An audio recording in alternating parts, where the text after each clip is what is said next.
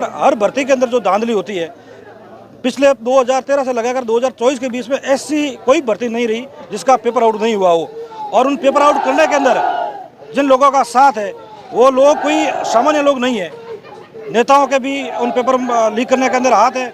देखिए, इस प्रदेश के अंदर जब जब भी युवाओं के ऊपर कोई आपत्ति आई है तो हनुमान बेनीवाल जी हमेशा युवाओं के लिए हम लोगों को लड़ते हुए दिखाई देते हैं। एसआई भर्ती को रद्द करने व आरपीएससी को भंग करके आरपीएससी का पुनर्गठन करने को लेकर हनुमान बेनीवाल जी पिछले 25 दिनों से प्रदेश की राजधानी जयपुर के अंदर बैठे हैं।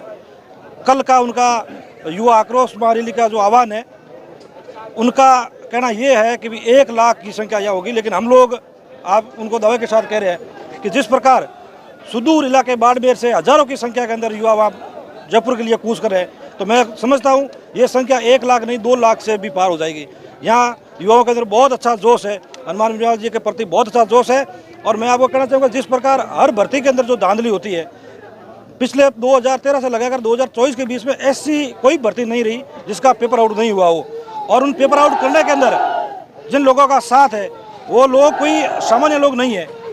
नेताओं के भी उन पेपर लीक करने के अंदर हाथ है। नेताओं के जो नज़दीकी लोग हैं, जिनको हम तस्कर माफिया भी कह सकते हैं, जिस प्रकार आरपीएससी जैसी संवेदनशील संस्था का पेपर आउट हो जाता है, उससे बड़ी दुखी बात हो नहीं सकती। तो कुछ लोग ये भी कह रहे हैं कि भर्ती रद्द नहीं होनी चाहिए, क्योंकि जो योग्य है, जिन्होंने मेहनत करके इस भर्ती को पास किया है, किसी तरह से उनका सिलेक्शन हुआ है या होना है, तो वो लोग कह रहे हैं कि इसमें हमने क्या गुनाह किया। नहीं, बात उनकी सही है, लेकिन जो मेहनत करके पास हुआ तो दोबारा और पास हो जाएगा, उसमें क्या है। लेकिन जिस प्रकार अगर इस भर्ती को रद्द नहीं किया तो पुलिस ने तो अभी तक 60 लोगों को पकड़ा है, 40 लोगों को और पकड़ लेगी, 100 लोग हो जाएंगे।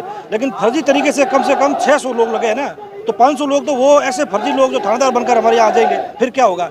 जो पढ़कर लगे हैं तो वो दोबारा लग जाएंगे, उसमें क्या है। तो दोबारा मेहनत भी तो करनी पड़ेगी उनको। तो मेहनत, मैं ये कह रहा हूँ, जिन 600 लोगों का भविष्य है उन लोगों ने खराब किया, तो वो 600 लोग तो मेहनत कर ही रहे हैं, तो उनके पीछे वो भी मेहनत कर देंगे।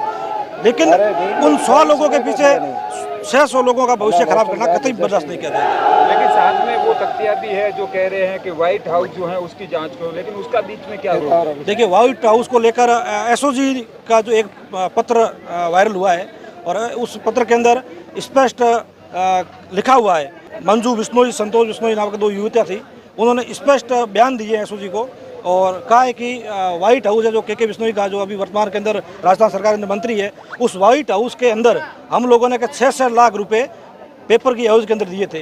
तो उनकी तो अगर जांच होगी तो 100% यहाँ के जो मंत्री जी है वो भी जेल जाएंगे। बाड़मेर से अभी मुख्यालय से यहाँ से 10-15 बसें यहाँ से रवाना हो रही है, और बाकी और कई जगहों से हज़ारों की संख्या के अंदर यहाँ से लोग जाएंगे।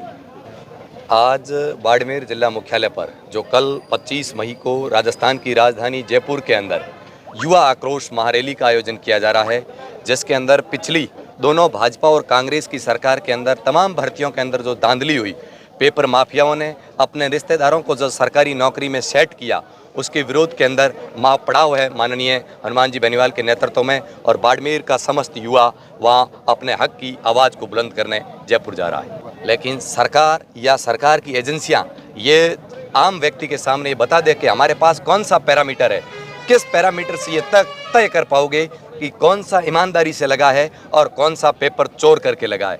ऐसा पैरामीटर यदि आ जाए तो युवा मानने को संतुष्ट है। लेकिन सरकार के पास एसओजी खुद ये कबूल कर चुकी है कि 400 से अधिक एसआई फर्जी लगे हैं, जबकि 53 को पकड़ा है, तो वो 350 कब पकड़े जाएंगे। कौन सा पैरामीटर है सरकार के पास जो ईमानदार और बेईमानों को अलग कर सकती है। तो युवा क्या सोचता है? युवा सोचता है कि बिल्कुल पारदर्शिता के साथ, और इसके अंदर जांच एजेंसियों के पास बड़ा कोई निष्कर्ष नहीं निकल रहा है, एसआई भर्ती को पूर्ण रूप से निरस्त करके पुनः नए सिरे से की जाए, और जो राजस्थान की संवेदनशील संस्थान आरपीएससी को भंग करके स्टूडेंटों का एक आरपीएससी पर जो विश्वास था, वो विश्वास पूर्ण रूप से टूट चुका है। वापिस एक सुव्यवस्थित ढंग से आरपीएससी का गठन करके स्टूडेंटों का विश्वास जीता जाए, और आने वाली तमाम भर्तियों के अंदर इस धांधली पर पूर्ण रूप से रोक लगाई जाए।